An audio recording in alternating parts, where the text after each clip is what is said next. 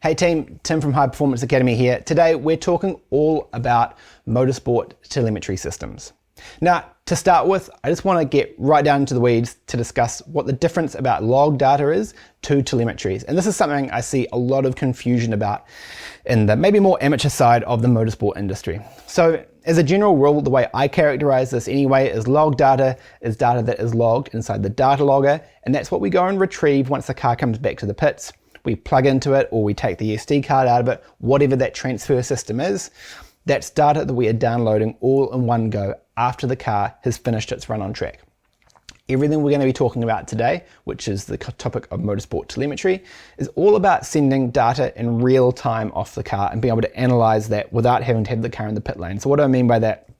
I mean that the car is heading on track and we've got data coming back to someone looking at a computer in the pit lane, and they're seeing everything that's happening on the car in real time. So there are a lot of pros and cons with using telemetry versus log data. In reality, if you're using telemetry, you'll be using both. You'll be using the log data when you get back into the pits, as well as using the telemetry in real time. So the first thing to understand about the way telemetry works is we are usually sending it either over a radio system or over the cellular network, which I'll come back to in a little bit more detail later.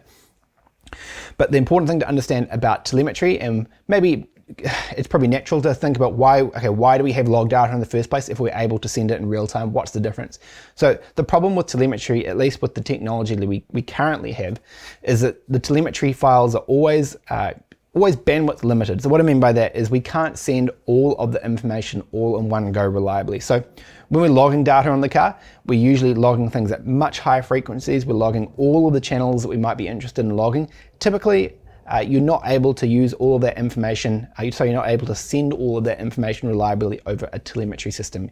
You can think of it as being a big pipe and a small pipe. The log data, it's got this big pipe, we can hose a whole lot of data out down there all at one go, we can record it all. The telemetry is a much smaller pipe, we can only fit so much through it. So that means either sending a reduced number of channels or alternatively reducing the rate at which we're sending them. So that's the logging frequency.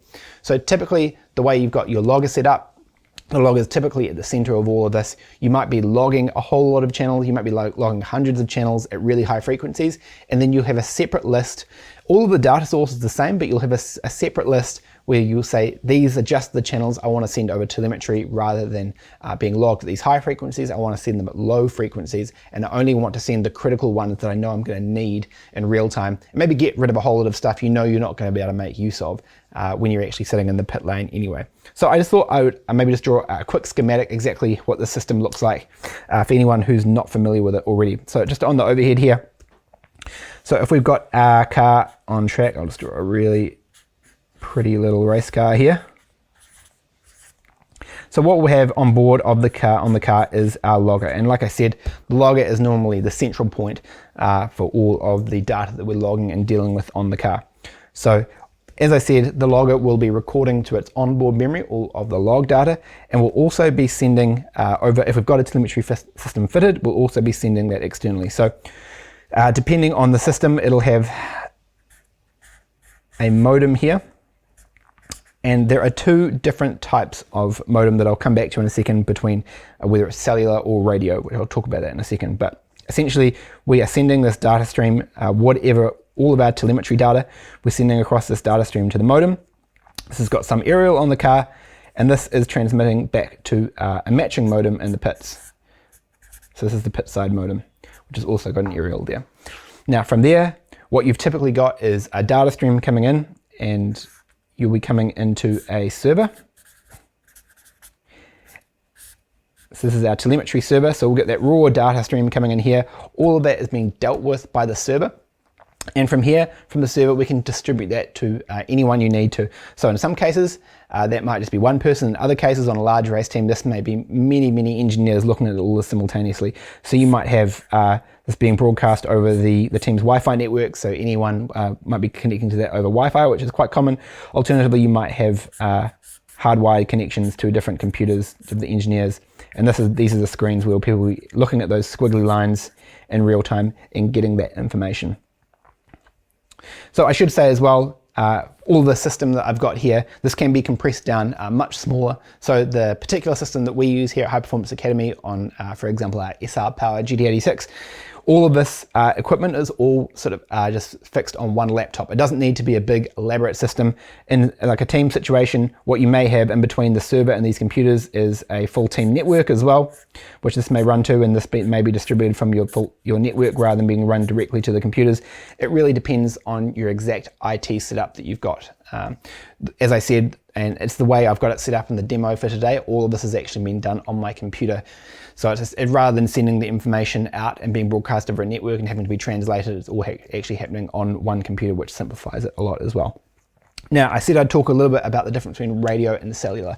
Now, traditionally, telemetry has all been based over radio frequencies. So that's just really conventional radio frequency channels which have to be reserved like any other radio channel, like a walkie-talkie or anything else like a broadcast radio signal.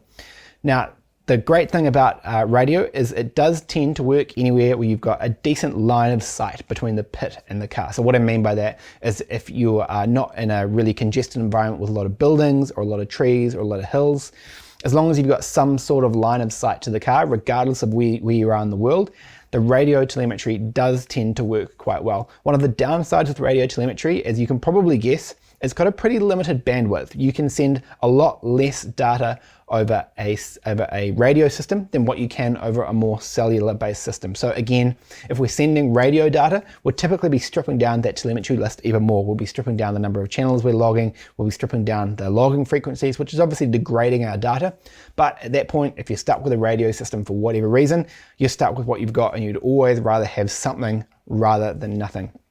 On the other end of the spectrum, and which is definitely what I would call the standard these days, is a cellular based system. So these can either be 3G or 4G. I'm sure in the near future we'll also have 5G systems as well.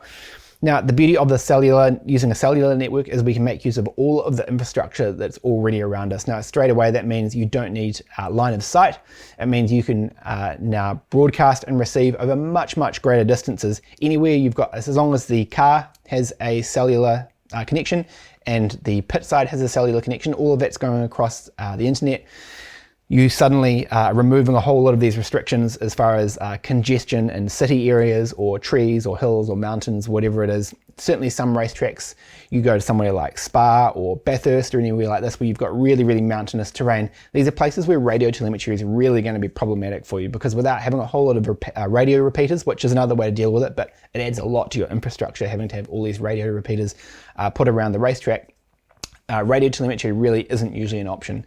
So this is where cellular comes into its own. Cellular does tend to have a much higher bandwidth, and what I mean by that, again, it's just got that bigger pipe. We can send much more information down it. And as 5G comes along, I think we'll see telemetry, the amount of telemetry information we can send over telemetry as opposed to log. I think we'll see those as time goes on merging closer and closer together.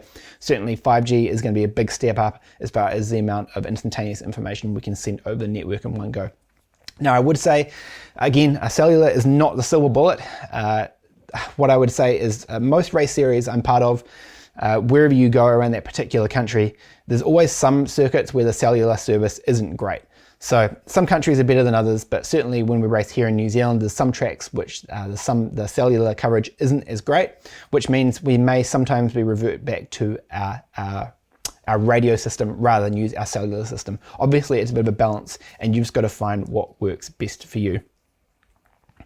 So the demo I'm going to give you guys today is based on two different pieces of software. One of them is our server and one of them is our analysis package. So I went through sort of that schematic I drew here overhead and the overhead here. Our server is what is receiving the data and essentially taking all of that jumbled information and putting it into something usable that we can then send to our analysis program, which is what we're going to go through today.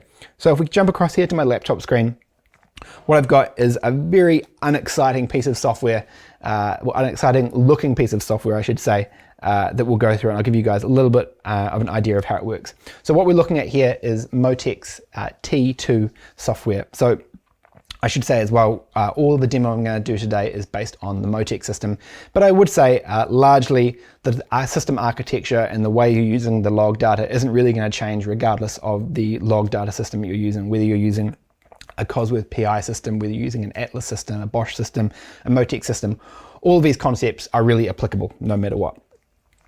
So what's going on here? There's two main things I want to point out here. We've got our input side here, and we've got our output side here.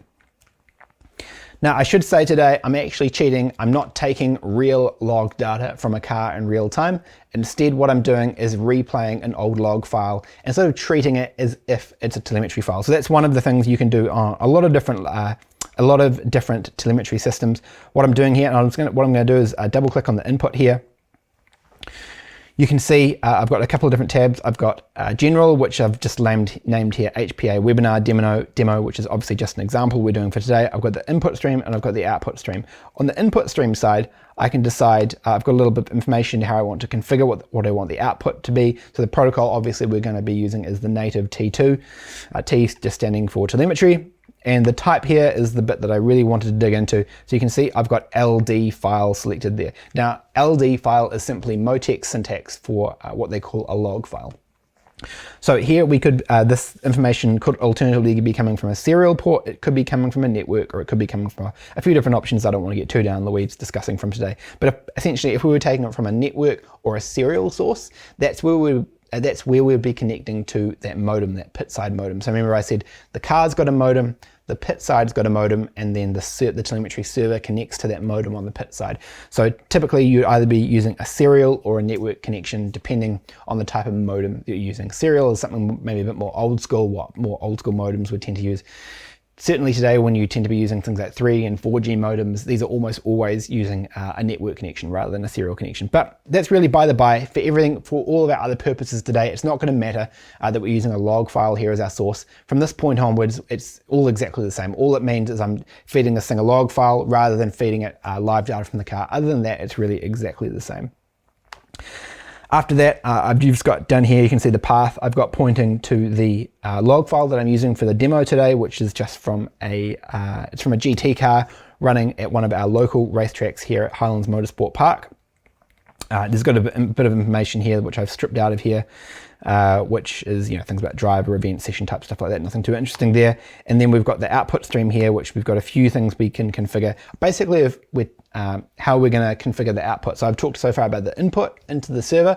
Now this is the output. So we can send this out in a whole lot of different ways. I'm not going to get too down into the details of this, but essentially all this is saying is I'm broadcasting this information that I'm taking from this log file. T2, the server, is now broadcasting this over my local network. So when it says all interfaces there, that just means it's broadcasting over the local network. So that's a real quick rundown of what T2 is doing. And here, what is going on is, you'll see, actually I'll show that again, when what I can do is pause and play the replay here. So normally when the car's on track and this thing's running around in real time, you don't have the ability to pause and play.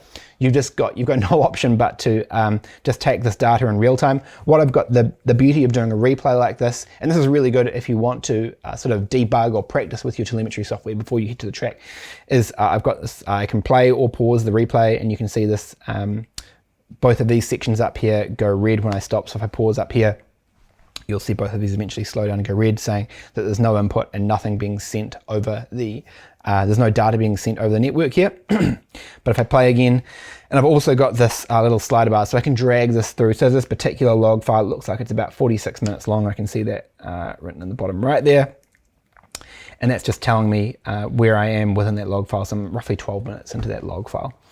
We've got a little bit of information here about the source of that log file, the metadata file. Essentially, the metadata file is just, this is the way MoTeC deals with it anyway. Essentially, every time you have a new logger configuration, which is obviously the piece that's sending us the telemetry of the network, every time you save a new configuration to that logger, it makes a matching metadata file, which essentially is a description of the entire configuration, or at least as much of a description as the telemetry server needs to be able to understand what's coming or how the log is set up and what sort of information it's going to be receiving. So the idea is each time we save the configuration on the logger side, we take that take that metadata file, which is just essentially to us it's completely invisible. All we know is it's some file with something in it. We don't need to know what's inside it. All we need to do is transfer that to the server computer, and that means that the server can now essentially understand exactly all of the information that's coming from the car in real time. So that's all that's saying. That's essentially a long string that uniquely defines the metadata file, which can be useful if you're going through and trying to debug while your telemetry isn't working. If you have the wrong metadata file on your server that doesn't, you've got no match between your logger configuration and the metadata file you've got on your server, the telemetry is not going to work. So that's usually one of the first places to go and check for problems. And then we've got some information here about the logger type and the logger serial number there as well. So that's a real quick introduction to T2 or to MoTeC's their telemetry server. Now the next step is we've got this information, we've taken it from our virtual car, which I've told you I've cheated for today. Now we're taking it from the server and we're broadcasting it on the network. Now, if someone else was here with a laptop next to me, they would also, if they were on the same network as me, they'll be able to fire up i2, which is MoTeC's analysis software, which we'll go through in a second.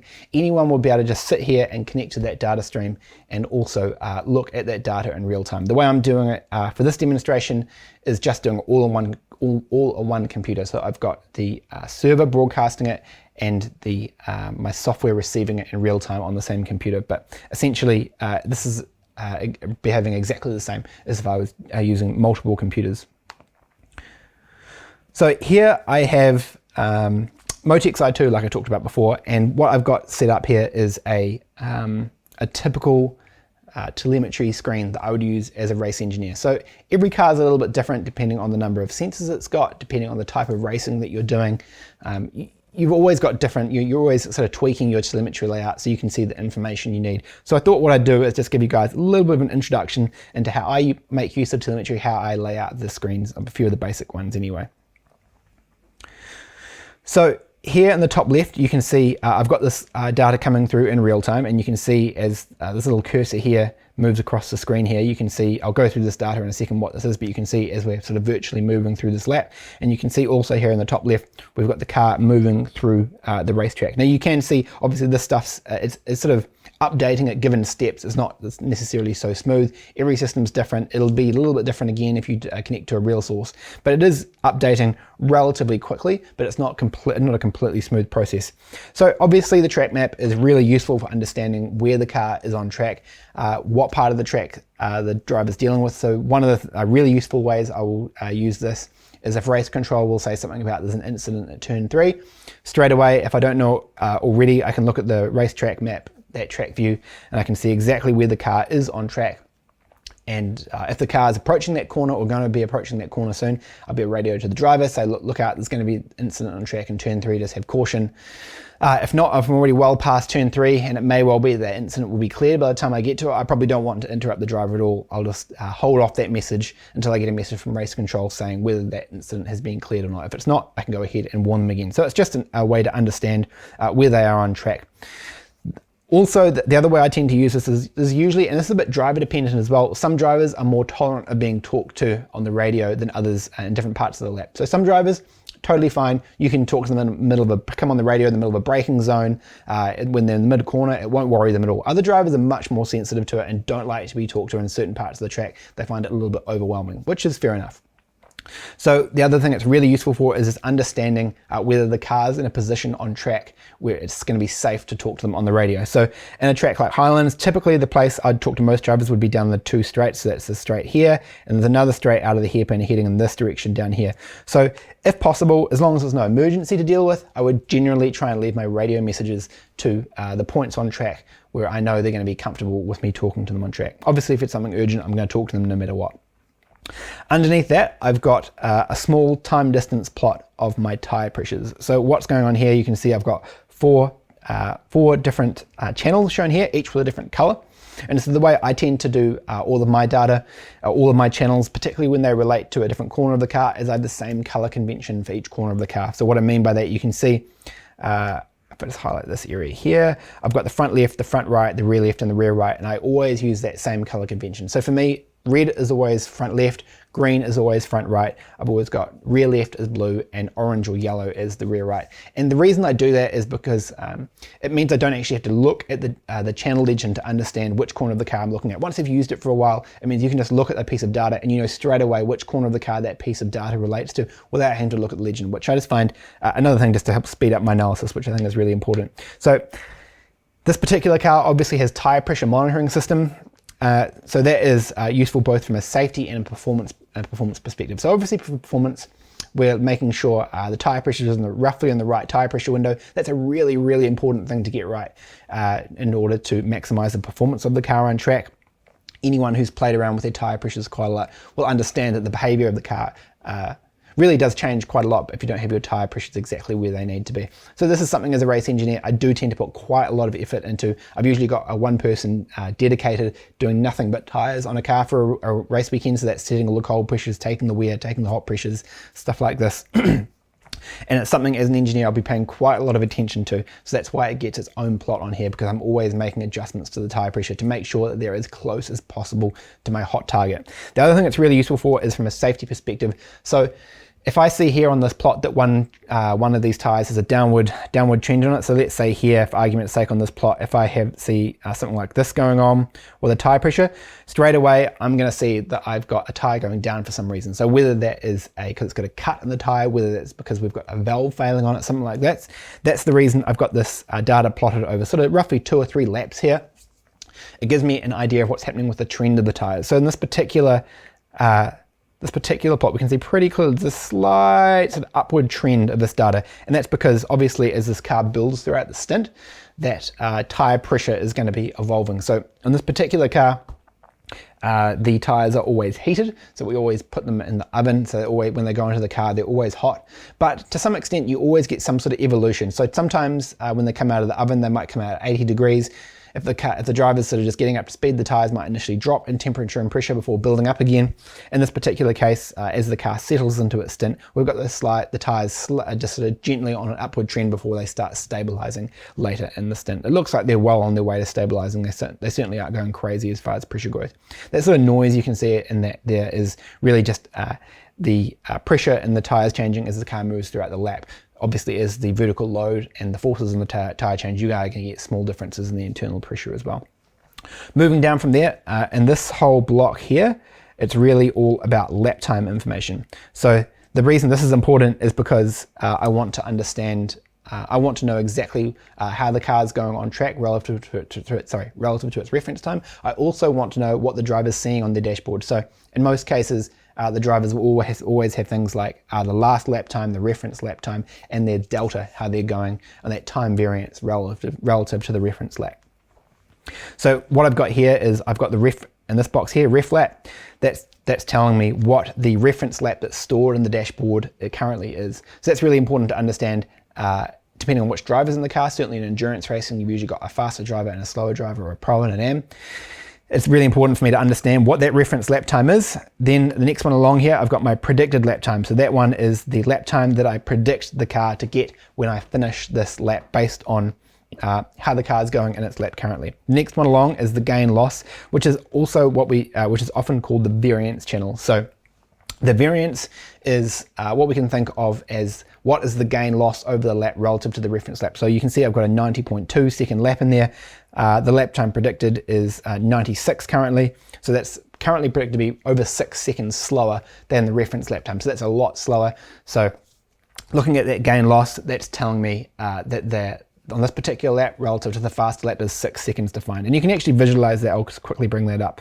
On the it's actually too slow. 6 seconds is too much to even see it on the graph. It's off the scale, but essentially you would see that evolve as the lap goes on. And maybe I'll just quickly sketch that up, just because I haven't done a data analysis webinar with you guys before. But essentially the way we would look at that time variance plot is as we move along the lap, if the straight line is our reference lap, and anything below it is we're doing better than the reference lap, and anything above it is we're doing faster. So if we were sort of matching, if one driver was sort of matching the first driver, it would be equal to the reference lap, and they lost a whole lot of time at turn 1, the variance might look like this. And then they lose a whole lot more time at turn 2, it may look like this.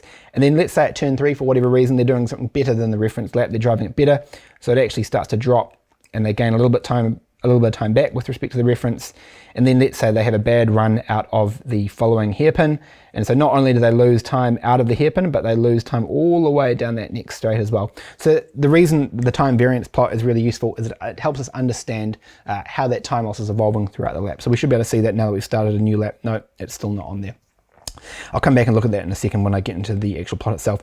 You can see there that I've got a red background coming on there, and that's just, I've got it set up so when the time loss is positive or when you're losing time, I've got it come up with an automatic red, and it'll go green if it becomes faster than the reference. So it's, again, just, I like to use colors quite a lot. I find it speeds up being able to understand what's being shown on the screen. Then up here we've got the last lap time, so you can see here for whatever reason, whether the car's bad or whether they're stuck behind a slow car or the driver's just really struggling for whatever reason. This is a huge amount slower, but we've got the last lap was a 99-second lap, which is 9 seconds slower than the reference lap. The next one along here is the fuel per lap. So that's how much fuel the car is using, the car used on the last lap. So every time the car crosses the finish line, that fuel number will update. So I can just keep a track on my fuel consumption. The way it's doing that is there's just simply a fuel model inside of the ECU, which is basically keeping track on how much fuel is being squirted in by the injectors. That's something you do tend to check throughout your race weekend by checking how much fuel you're putting into it, how much you're pumping out of it, versus how much the ECU is predicting it's using. But again, it's not an exact number, but it does allow you to understand how your consumption is changing over a race or changing with different drivers and stuff like that. It's just a really convenient thing to have there. Down the next row here, I've got a little bit of information about what's happening with which buttons, some of the critical buttons in the car. So in this particular case, I've got the pit limiter, I've got shown here. The next one across is the rain light, so it's just for me to understand whether the driver's got the rain light on or whether they've got the pit limit button on. Particularly with the rain light, what will quite often happen is you might have well, not quite often, hopefully not quite often, but you might have a situation where you get black flagged because your rain light's not on. Maybe it's raining on track, and so when it's raining, everyone has to put their rain lights on. And you've asked your driver to put their rain lights on because the race has been declared wet. At that point, maybe let's say if you've got a problem with your rain light or whatever, straight away you're starting to debug it, because you know if your rain light's not working, you're going to have to come into the pit lane and fix that, which is obviously going to completely destroy your race. So you want to avoid that. So the first step is to actually understand whether the rain light has actually been switched on or not, and that's something you can do, as well as sending all of these sort of really flash and high frequency channels. You can really just send simple stuff like 1s and 0s for whether a button's on or off, which is just really the first step in understanding what's happening when you're trying to debug a system.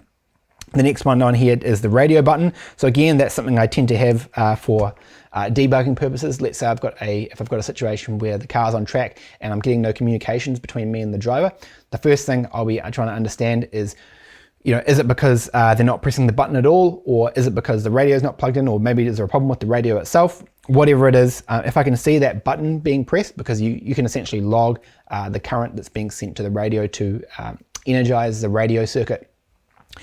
Straight away, if I see that flashing up that they are actually using the radio, but I'm getting no comms, then I know that helps me straight away understand more about the system and helps me debug it straight away as well. The last one there is just the headlights. Again, in some situations, I might be interested into knowing if the headlights button has been used. That's not necessarily telling me. I could be looking at what the headlight current is. That's another thing you could be looking at, but in this particular case, I'm just looking at whether the headlight button is actually switched on or not.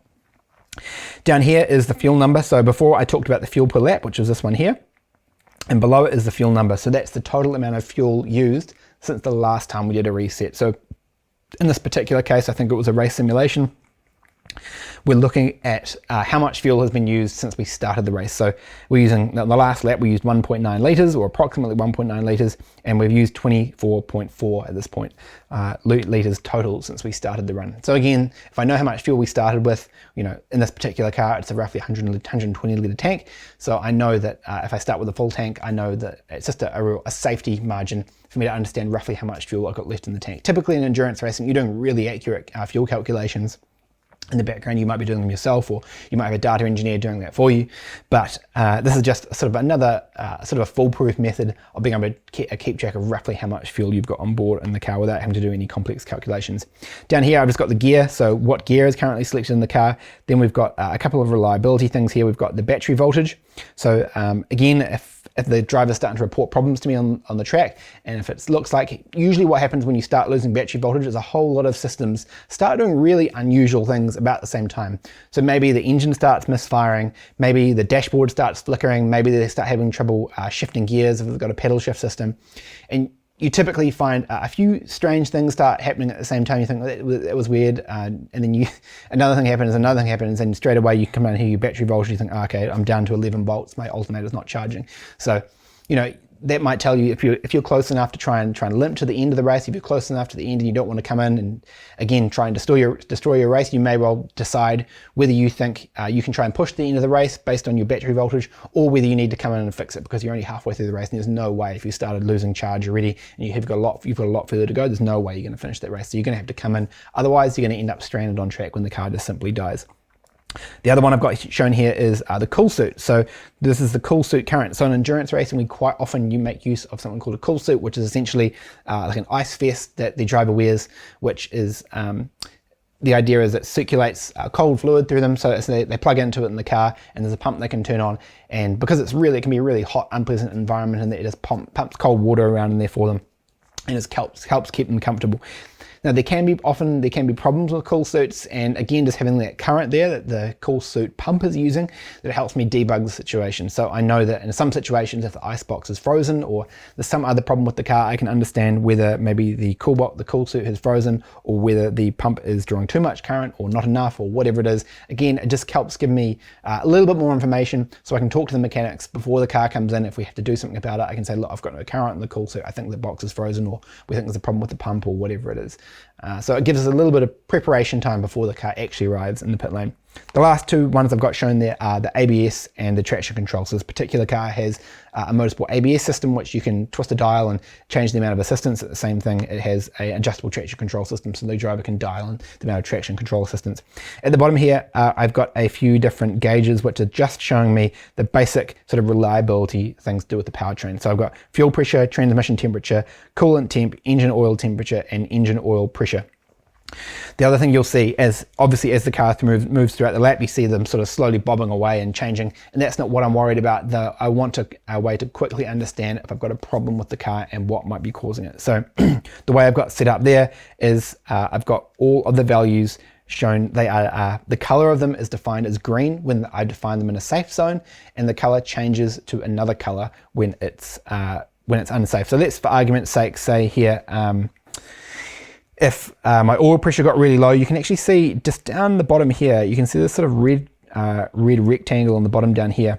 Actually, there's an example of what's going on right here in the right rear corner. So if you look in the right rear corner of the car, you'll see occasionally, I'll get to this in a second, this is my tire pressures, but because I'm getting slightly on the high side of my right rear tire pressure, you'll see this bar graph turn orange. I just saw it flicker there orange for a second.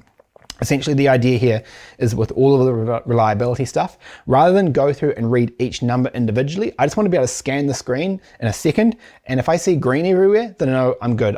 Green is no problem. I don't have to go through and read each individual number. So you can see that right rear there has gone orange because my tire pressure has gone over a limit that I've set in there as a warning limit. So you can see it sort of creeping up into quite high pressures there, and you can set different ranges for different colors. So I'll show you what that looks like now.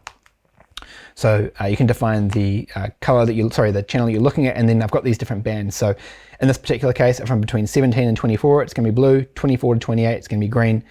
28 to 30 is going to be orange, and 30 to 50 is going to be red. So each one of these little bar graphs has got that same, well, not the same, it's got the same style of limit put on it. The idea there is exactly what I said. I just want to be able to scan this this array of sensors really quickly. If I see green, it's no problem. You know, alternatively, you could come here and read the actual number, which I've got shown down here in each one of them.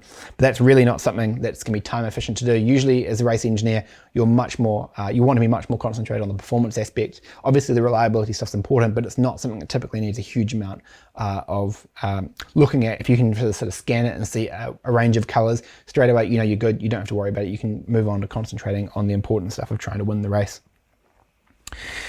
So the last few things I want to go into on this main screen are all on the right hand side here. This is all tire pressure stuff, which is, as I said before, does tend to be something you spend quite a lot of time on as a race engineer. So the top four here are all my tire temperatures. This is from the same sensor that I've got coming from my TPMS, my tire pressure monitoring system.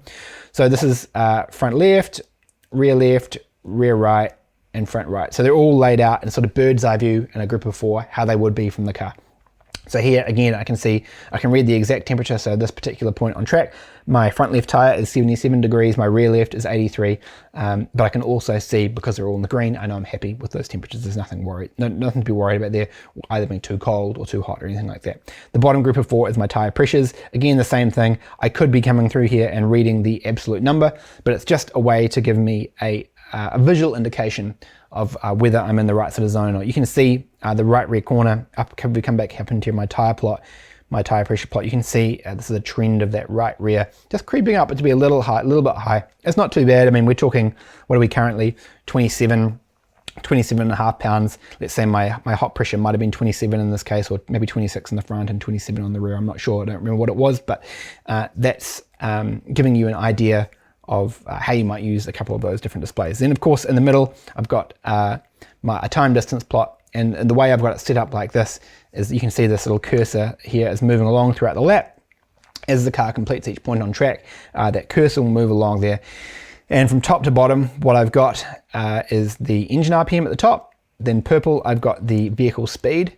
This little yellow one here, which is these tiny little spikes, these are the intervention of my traction control system. So that's for me to understand how much traction control intervention I'm getting. So that might be a situation if I see a whole lot of traction control intervention where I don't want it. It may well be where I tell the driver, we might want to turn the TC down here because I think we can get more performance out of the car. Alternatively, if the driver is struggling with stability or struggling with exit stability in particular, that might be a situation if I can see if I can see no intervention there, it may be a time I tell them to turn the traction control up. Further moving down the channels we've got here as we wait for this cursor to come along a little bit here, I've got two overlapped here, and a lot of you guys can probably anticipate what these are. These are the accelerator and the brake. So the accelerator is in green, and in red is shown the brake pressure. So I typically overlay those. The only reason I do that is it just saves a little bit of space. Because of the way the accelerator and the brake tend to be used, there's not usually a lot of overlap between them. So it's usually pretty clear to be able to look at those both on top of each other. So it just helps me keep each one of those plots a little bit bigger, so I tend to leave them at that sort of height like that. But we can see how the accelerator and the brakes being used. Down from that, I'll start with this orange one here. So this orange one we've got down here is the steering input. So that's how much the steering wheel is being turned by the driver in this case. It can be logged at the rack, it can be logged at the column, it doesn't matter really. The idea here is that we can see how much steering input the driver is using. So the steering input's really helpful for understanding stability and balance in the car as to whether the driver's using a lot or not much, or whether they're catching a whole lot of slides and it's really unsteady. The steering channel is really one of those channels that tells you a lot about the way not only it's been driven, but the way the car is behaving. So often taking into account things like tire pressures and maybe entry stability, and you see a whole lot of problems on the steering trace, you can learn a lot about what's going on with the car in real time, just from what I would call a relatively limited number of channels that we're sending over telemetry in this case. This little yellow one here, these little yellow squiggles that you see jumping in here, these are actually my brake bias. So the reason I'm calculating that is because this car, and like a lot of race cars, has an adjustable brake bias system in that they can turn a knob on the dashboard. In this particular car it's electronic, but it doesn't matter. It's always doing a similar thing where it's essentially moving the balance bar inside the pedal box, and it's changing the amount of hydraulic bias you've got going to the front axle relative to the rear. So because the brake bias is adjustable, it's something I generally want to keep track of. So again, if I see something going on in the car, maybe the driver's complaining about a particular handling trait, maybe inside front locking, or they're struggling with entry stability when they're heavy on the brake pedal, this is a place I can look to understand what their brake bias is set at relative to somebody else. And I'll come back and do an overlay in a second and talk a little bit more about how we do comparisons between them. At the bottom here, this is, a lot of you guys have probably guessed, this is simply the gear position. You can also bring up I probably should have brought it up before, maybe it would have helped quite a lot actually. You can bring up the legend, which I've just brought up the top there.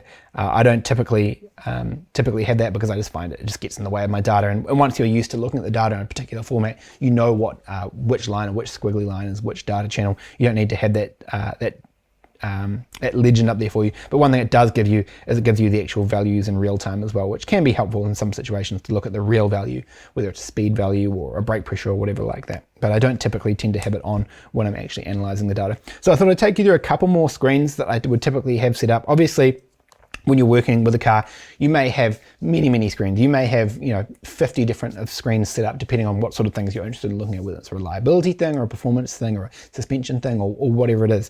In this case, I'm just going to take you guys through probably what I would call some of the most important ones that I would suggest setting up. So the first one I've got here is TPMS, or the tire pressure monitoring system. So again, as I said, as a race engineer, you're typically paying a lot of attention to what's happening with the tires. If you're lucky enough to have a TPMS system, you can learn quite a lot about how the tires are performing on track and how they're evolving over a run.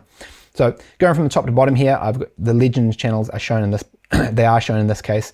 So we've got our ground speed, steering angle, we've got the raw tire pressure numbers coming in here, and below that we've got a couple of math channels. What I'm going to do is just stop that telemetry for a second, just allow for me to zoom out so we can see a little bit more information about how these pressures are evolving as we move throughout this run.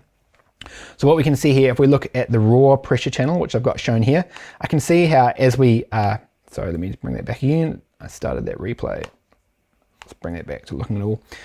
You can see here that at the start of the stint, I've got relatively low pressures before they build and stabilize. So that's a little bit what I was talking about before, is that depending on what temperature they come out of the tire oven, whether you're using blankets or a tire oven, in this particular case it was a tire oven, depending on what temperature they come out of the oven, or alternatively what temperature they start at if you're sitting in the pit lane for a while, it will depend on how they evolve. So in a case where they're coming out of the oven really nice and hot, they don't tend to drop too much. In this particular case, it looks like the car has been sitting around for a long time, because we've got the tire temperatures, which is what we've got in the bottom here, down around, what are they sitting at, in the 30 degrees, which is really far too cold. But again, we see the pressures evolving as we move throughout the start of the stint, and then by this point in the stint here, we have started to stabilize, and they're really pretty consistent. So this is just a nice way for me to come in and visualize the evolution of the tire pressures in a little bit more detail than what I have set up in the main telemetry screen. The next one down from here is the gated corner pressure. So what I mean by gated corner pressure is this top one here is just all of the raw tire pressure information. So that's telling me at every single point on track what the tire pressures are doing. If I'm gating it, all I'm doing is looking at the tire pressure in a certain position on track. So let me just quickly sketch that out, exactly what I mean by that on the overhead. So if we've got our time distance plot and our tire pressure looks like this over a lap, whatever it is, if I'm gating it, it just means I'm only looking when a certain condition is true. So I might only be looking at this one and this one here. Everywhere else I don't care about. I just want to know where it is in these points here. Now in this particular case, what I've got set up in this math channel is just looking at everywhere where the tire is on the loaded side of the car. So that just means that in this case, the outside tires are loaded, so I'm interested in the tire pressure when the outside tires are loaded. So obviously in right-hand corners, I'm going to be looking at the front left and the rear left, and left-hand corners, I'm going to be looking at the front right and the rear right. So I'm just saying ignore all of the times that those sides aren't loaded, and only give them to me when they are loaded. And the idea here is that I can go away and do some statistics and do some more useful predictions on my tire pressures than I otherwise would do. So let's go across to the next tab here. The next one is what I call the crash tab, which unfortunately isn't something I plan or want to use, but it is something that comes into handy every now and then. So what I mean by that is if you've got a car that has an incident on track, I want to be able to understand really quickly what's happening with that car. Is there something wrong with it? Do we need to tell the driver to stop? What's broken on the car? And in this particular car, and in most cars, there's actually quite a few sensors we can use to understand certainly whether it's safe to continue or what might be happening in the car. So one of the reason, again, that's really important, I know I've brought it up a few times now, is that if I can get some more information, if I'm looking at the telemetry, it gives me time to prepare my mechanics for when the car's going to come into the pit lane. I can say, look, I think there's something wrong with the front right corner of the car, and we'll get to looking at that in a second. So be ready, maybe bring all the spares for the front right corner, whether we're going to be doing a whole, maybe it's going to be a control arm change, or whether it's going to be a damper change, or maybe it's just a bad sensor, we don't know yet, but just buys me a little bit of time so we can be a little bit more prepared when the car does come back to the pit lane, and we're going to have to do some work on it. So I'll just really quickly go over these. So in the top left here, I've just got my tire pressures. Again, if the car's had a crash, the first thing I want to look at is, do we have tire pressure? Obviously as long as the driver is safe and okay, because that's going to tell me straight away whether I've got a puncture. I'm going to be able to tell the driver, look, you have to be really careful, you've got a left rear puncture, or whatever it is. Down here, I've got a few basic engine parameters. I've got my engine oil temp, my coolant temp, my trans temp, and my engine oil pressure.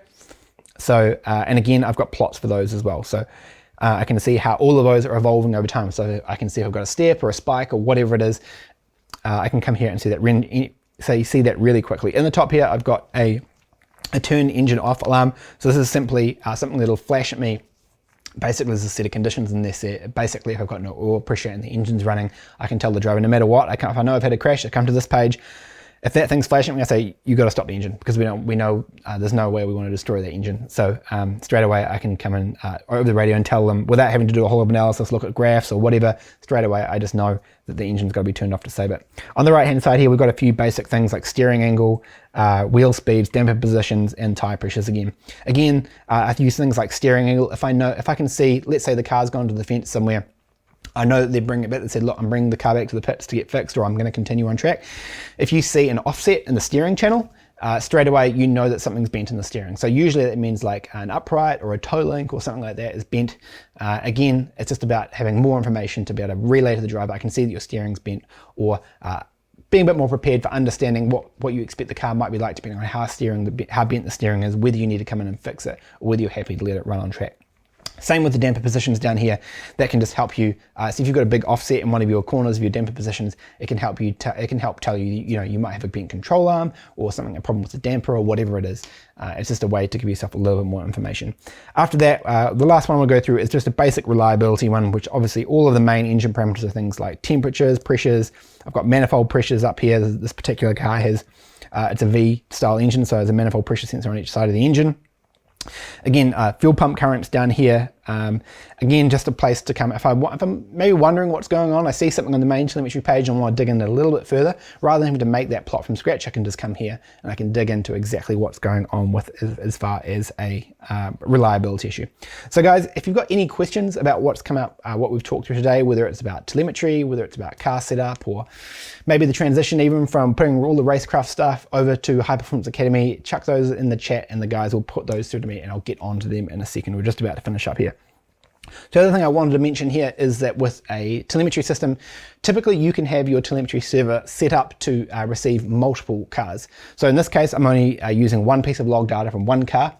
If I was using it in a team environment, you might have 2, 3, or 4 cars even set up coming to that main telemetry server. The reason you would often have a single server to do that is because usually when you're operating as part of a team, you're usually sharing data. So typically, for example, in the previous team I worked in V8 Supercars, we were a 4-car team.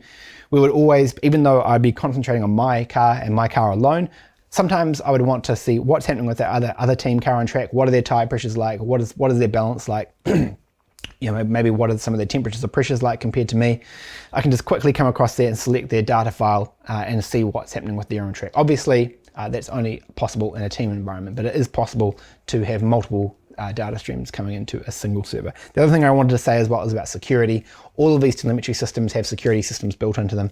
So obviously we're wanting to keep, I talked about operating as part of a team and data sharing. If you're in a different team, it's the worst thing you could almost think of, to have your log data being sent to another team or have someone intercept your data. So it's really normal to have security systems on here, though I know the way MoTeC handle it is they do a lot of work with encryption. That's just something you need to set up on the logger side and you set up on your server side. And after that, it's really transparent to the user. You don't even notice it's there. But the idea here is that there's no way that another team can, practically speaking, take your data and use it, because even if they were able to intercept it, which is probably a challenge in itself, but if they did do that, if they were able to find your information and intercept it, it would be encrypted and it would be useless to them anyway. So guys, let's jump across and have a look at if we've got any questions that have come from today's webinar. Okay, I've got a couple of questions here. One from Gordo. Gordo asks, not sure how much application it has for those watching, but have you looked at reverse data transfer? Can't recall the correct term, where the telemetry link is used to remap while the vehicle is driven on track. It's banned in some motorsport series, but could be useful in future for something like endurance racing. Yeah, Gordo, so there are a couple of different applications there. What Gordo is essentially talking about there is, at the moment, everything I've been talking about so far is taking data from the car that's happening on track and sending it to the pit. That's a one-way thing. So it's just a one-way direction, one-way transfer of information. There's not usually a way of, well, we don't typically send information from the pit to car, it's just car to pit. The exception of that being radio messages. That's really the only thing you're typically allowed to do. Now, most of that comes down to rules. So, and I can't think, or there's one exception I'll talk about in a second, but apart from that, I can't really think of any major racing series I've been part of where you're allowed to send anything back to the car in terms of data. The reason they're doing that is because they're trying to stop people, have the engineers having direct control over the way the car's working. So they want to avoid engineers making mapping changes to the engine, maybe sending a different configuration to the ECU. They want us to stop us interfering with the way the driver is driving the car. Maybe we could be there looking at the different parameters and tweaking the traction control system for them, so the driver didn't even have to worry about that. That would be called normally be called something like illegal driver interference. The idea is that they want the driver to be driving the car alone with no assistance. So that's typically why that stuff is not allowed. One exception to that, which isn't actually from the team side but from the race control side, is that in V8 supercars a couple of years ago, they brought in a system where they could send flag information from pit to car. So what I mean by that is whether it was a single yellow flag or a double yellow flag or a safety car board. This was specifically for a racetrack we've got in this part of the world called Bathurst, which is, if you're not familiar with it, it's a super hilly and quite treacherous racetrack. And there have been quite a few problems over the years with cars coming around really fast blind corners, particularly at the top of the hill, coming around and having huge impacts with a car that had already had a crash. So maybe there's a car that's had a crash all by itself, a car comes around a blind corner and just absolutely T-bones this thing. It's a huge safety issue. And part of the reason that this was happening is that the drivers were struggling. They're so concentrated on what's happening with the car and the way they're driving with it, they weren't able to pick up the flag points quickly enough. The other part of that is as well is obviously if a flag marshal going for a yellow flag or a double yellow flag or a safety car board, there's a latency involved with race control. Have to call that over the radio. They have to receive that message. They have to decide to grab the right flag and put it out. So there's probably 2 or 3 seconds minimum there involved in getting that flag on track. The idea here is that race control can just press a button. It's instantaneously set over the telemetry to the cars, and we were showing the flags or flashing them up on the dashboard for the car for the driver. So that was just really a safety issue, which I actually thought was quite a nice innovation. There was certainly, I wouldn't say it was a totally smooth transition into that system. There were certainly a few bugs to figure out along the way, but it was that is an application I can think of where that two-way communication has worked. Got a question from Suhas. Suhas asks, what's the cheapest method to get started and implement telemetry? Well, there are all sorts of options. One of the ones I actually discovered quite recently, I don't remember the exact, it may have been HP Tuner's Track Addict app, which is essentially a data logger app that you can use on your phone. I could be wrong, but from what I remember, there was a live data option you could possibly use on that app. So, typically when we're talking about data loggers, we're talking about a full-on motorsport system that you mount to the car, you plug it in, you wire it, you configure it. There's quite a lot of overhead involved with it. At the other end of the spectrum, there's a lot of people using their cell phones for this stuff. A cell phone's got a lot of, certainly I should say at the amateur level anyway, a cell phone's got a huge amount of information, a huge amount of sensing information already built into this thing. This thing's got, what has it got? G sensors, gyros, GPS, camera.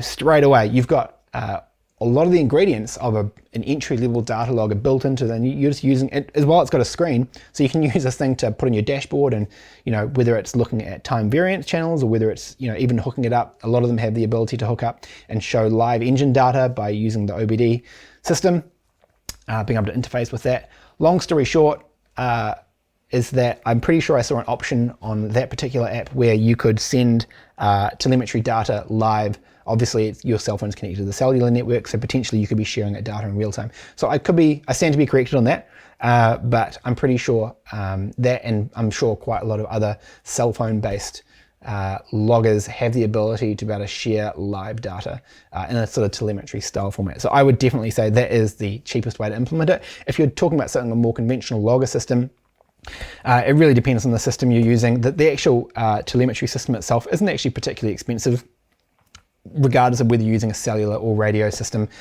These days, by and large, as long as the circuits you're going to have got good cellular coverage, which more and more as time goes on they do, then a cellular system is what I recommend.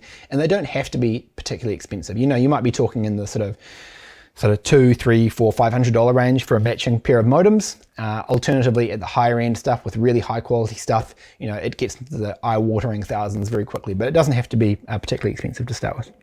Okay, a question from Boost and Ethanol. Can you give an example of when you've looked at telemetry to diagnose an issue with the car? Yeah, I mean, all the time. I would say maybe the most recent one I came across is when we had a fuel pump issue. We had a situation, well, there's actually two I can think of, happened on the same race weekend. We had a fuel pump issue where we had, we could see the the driver wasn't actually complaining about anything at that point, but we could see when I showed the two different fuel pump currents. So obviously, this is a car that has got a PDM or a power distribution module, so we can log the currents that are going into each electrical system, which is really handy for diagnosing this stuff. So we could see we had one fuel pump that started to drop off or started to do really weird things with its current. So straight away we knew we had a fuel pump current issue. Now that wasn't actually during a race, that was during a timed session. So the beauty of that is that straight away I can see that even though it's not stopping the car, that particular car can run on just one of its main pumps. It's designed as a redundant system. I can tell the mechanics, look, we've got a fuel pump problem. It's not a problem now because we're going to be coming in. The race isn't until tomorrow anyway. Just dig out that fuel pump when the car comes in at the end of the day. We will change that pump over, and the beauty of that is it gave me an early warning before it even got to the race, so it didn't have a chance to even fail. Another one on the same race weekend is that particular car, and it was actually the reason I pointed out those manifold pressure signals, is we had the manifold pressure, there's a sensor per bank. And what the ECU is trying to do the whole time, it's trying to basically take both of the banks and look at, it looks as if there's a discrepancy between them. So it is actually a known fault on that car that one of the manifold pressure sensors can give problems. And so it's something we keep quite a lot of an eye on. What we had the ability to do in the car, I could see it starting to crap out. I could see the one of the signals was starting to go a bit weird. The driver started reporting some weird alarms on the dash. I think they were getting a lambda warning on the dash, which is obviously an indication of something's going on with the fuel mixture. So these two things going together, I could see the sensor was going. I could see I was getting a report from the driver that the car was starting to behave weird. It was starting to get a bit weird in acceleration. I was starting to get some alarms on the dash. We've got the ability in that car to be able to force the ECU to use just one of the sensors. So it's got two sensors. You can, in default mode, it uses both of them and takes an average. And uses that as an output, either that, or you can force it to use either left bank or the right bank. So because I could see which bank was having the problem, I was able to tell them just go to left bank, and from them it's a bit of a sort of a redundant, sort of a fail safe to be able to use. It's obviously not ideal. The mixture's not going to be as perfect as it would be if you were taking both signals, but it means that the car can continue without having to come back in and pit. So there's a couple of examples I can think of recently I've used telemetry with. And I've got one last question here from Bismo. How's Barry KP61 going? Haven't seen any follow-up videos since the first one. Mate, tell me about it. What is that guy up to? I will be sure to give him a ribbing when I get back to the workshop. He is so lazy, he doesn't get any work done. No, that's a lie. He's actually going for it all the time. He has made progress on it. I would say it's probably slower than he would have liked, but the roll cage is taking more shape in the car. I know he's in the process of making some composite parts for himself. He's recently got hold of himself a little CNC router, so I know he'll be at some stage he'll be going hell for leather, making a whole lot of really, I'm sure, attractive CNC molds so he can make some more carbon fiber parts to that car. But you're right, the progress hasn't been as quick as any of us would have liked, but I'll give him a bit of a rib up for you, and hopefully you guys will see some more progress on that in the future. So guys, that's all the questions we've got. I hope you guys learned something in today's webinar. I hope you found it interesting. Keep an eye out for future courses. As I said, all the racecraft courses have come across to HPA. That's where you'll be seeing more of me in the future. Keep an eye out for future courses, which the next one coming down the line is the suspension, motorsport suspension course that I will be releasing soon. And if you guys aren't watching this live, remember you can go through our archives, see all of our old webinars, and if any questions come up out of looking at this video after the fact, you can jump into the forum and ask your questions there. Thanks very much, guys. I'll see you in the next one. That was just a taste of what we put on every week for our HPA Gold members. Our Gold members are able to watch these live and ask questions and get answers while we're presenting. After the webinars have been hosted live, they're added into our webinar archive where our Gold members can re-watch them at their leisure. We've currently got over 240 hours of existing webinar content covering topics on engine building, engine tuning and wiring. This is one of the fastest ways to expand your knowledge on a wide range of topics, as well as to stay up to date with the latest tools, trends and techniques in the performance industry. Our Gold members also get access to our private members-only forum, which is the best place to get fast answers to your specific questions. Gold membership can be purchased for just $19 per month. However, you'll also receive 3 months of free access with the purchase of any of our courses. Click the link in the description to learn more.